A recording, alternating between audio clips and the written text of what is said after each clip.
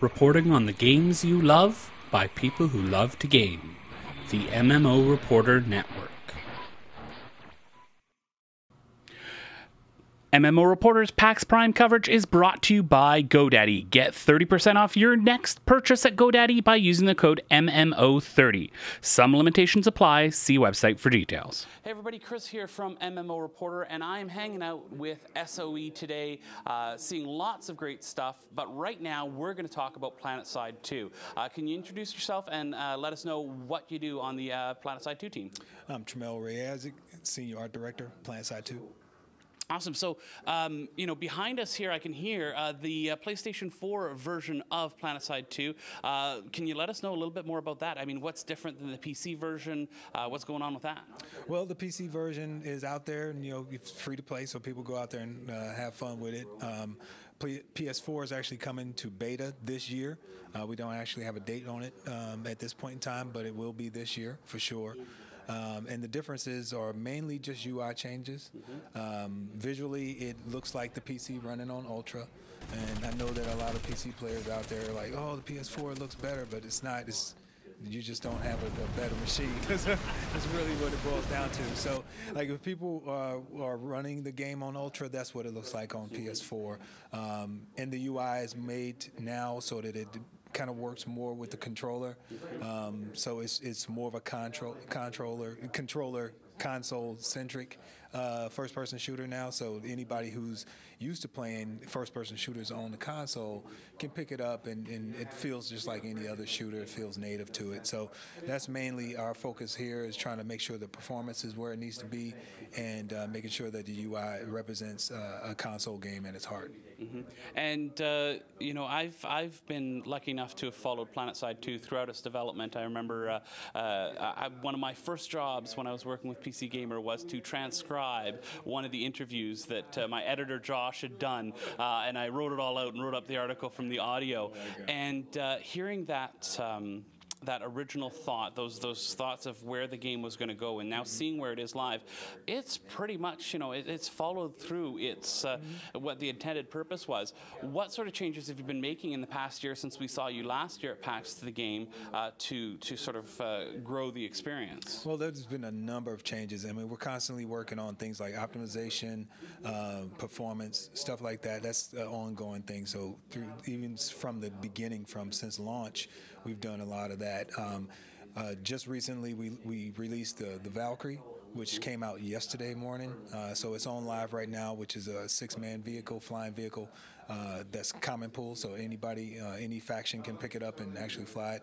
It's basically one pilot, a co-pilot, and 4 individuals on the backside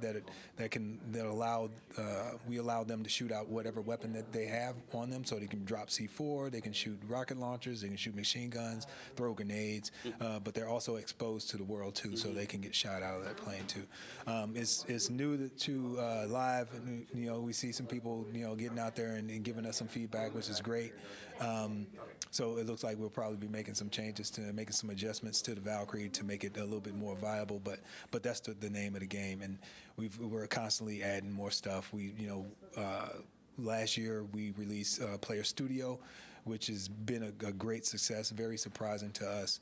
And we just released recently some more categories for Player Studio so that people can participate in that.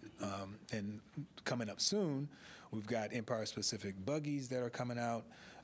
People have been looking forward to those. Those are basically throwbacks from the original Planetside, but we're doing them a little bit different this time around. And then, of course, we've got, for Player Studio, we've got a new tool that's coming out in the next couple of weeks that will allow people to visualize their creations inside of our engine. And we talked about the Player Studio last year when we met, and for those of you who don't know, and please correct me if I'm wrong here, this is basically player-created items, correct? User-generated content for Planetside 2. It's been going strong. It's been great. We've got people making thousands of dollars. One of our top earners has made over $25,000 in the last year.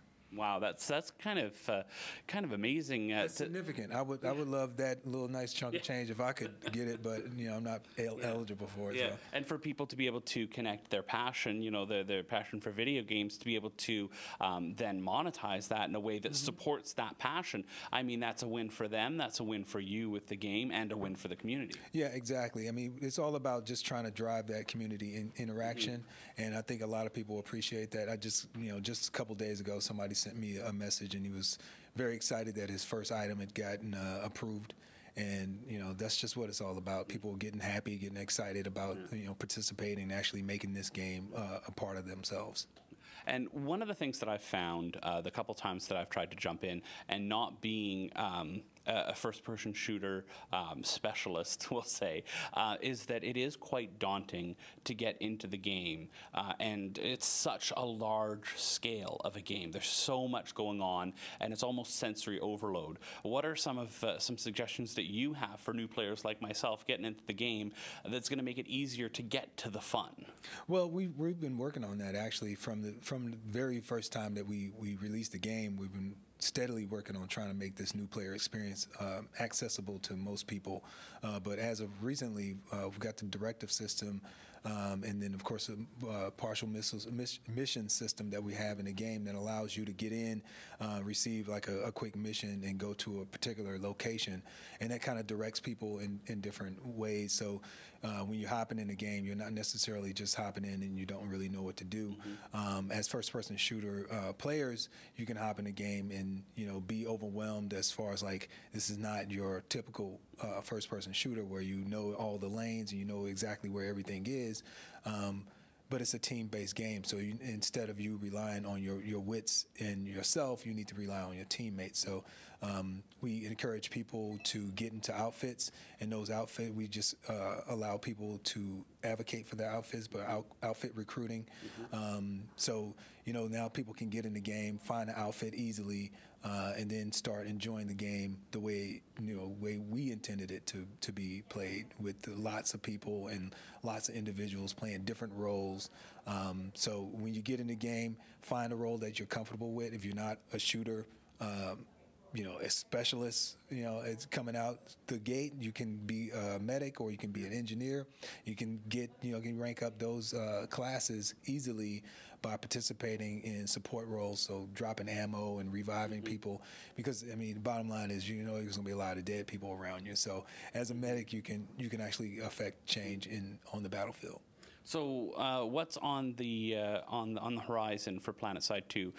Where are we going? We've got you mentioned the PlayStation 4 beta at some point this year. On the PC side, sort of what direction are we going right now with the game? Well, I mean, one of the things I want to make sure that people out there know that the PC and the PS4 be lockstep with each other. So anything that happens on the PC is automatically going to happen on the PS4.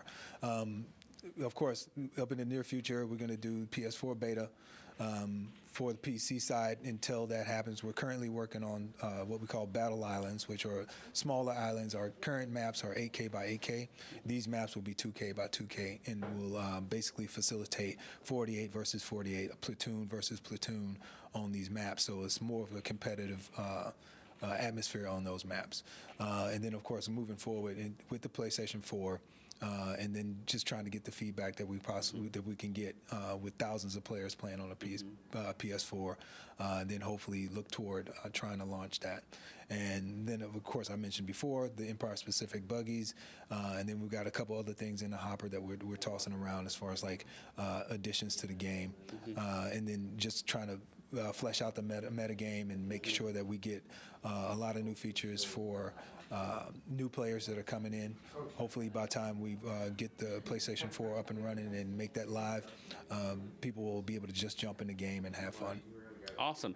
So end of the day, you're not testing anything, you're not working on anything specific. What's your gameplay style? Do you like to jump in? Are you ground level? Are you in the air above a battle? Are you commanding everything? What do you like to do? I'm a mag rider. I like hopping in my mag rider tank and doing some damage, because like yourself, I'm not really like the most accurate individual on the battlefield, but I think my survivability is a little bit higher when I'm in the Mag Rider, and I get some pretty decent kills, especially when you get a pretty decent gunner on your side as well.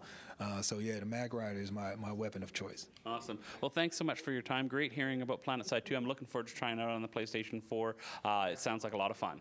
Yep, and it will be free to play on a PS4, and it won't be behind the PlayStation Plus firewall, and you can just download it the day it's available. So look forward to having that on the PS4, and hit us up when beta comes out. Awesome. Thanks so much for your time. Thank you.